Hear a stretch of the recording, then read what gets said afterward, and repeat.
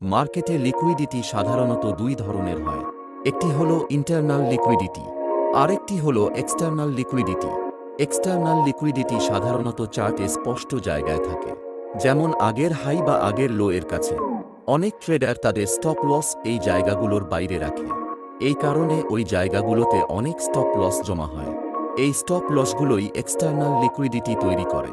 যখন প্রাইস ওই হাই বা লো স্পর্শ করে, তখন অনেক স্টপ লস একসাথে হিট হয়। এই ঘটনাকে অনেক সময় লিকুইডিটি সুইপ বলা হয়। অন্যদিকে ইন্টারনাল লিকুইডিটি থাকে রেঞ্জের ভিতরে। এটি সাধারণত ছোট ছোট সুইং হাই এবং সুইং লো এর কাছে থাকে। এই জায়গাগুলোতে ছোট ট্রেডারদের অর্ডার থাকে। মার্কেট অনেক সময় প্রথমে ইন্টারনাল লিকুইডিটি নেয়, তারপর বড় মুভ করার আগে এক্সটার্নাল লিকুইডিটির দিকে যায়।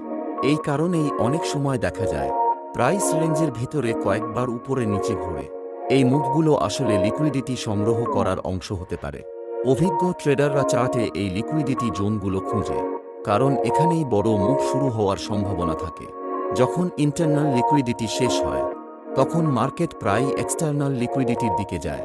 এই আচরণ বোঝা গেলে চার্ট অনেক বেশি পরিষ্কার মনে হয়, কারণ তখন বোঝা যায় মার্কেট আসলে কোথায় যেতে চাইছে। যে ট্রেডার ইন্টারনাল এবং এক্সটার্নাল লিকুইডিটি বোঝে, সে মার্কেটের মুভ অনেক গভীরভাবে বুঝতে পারে।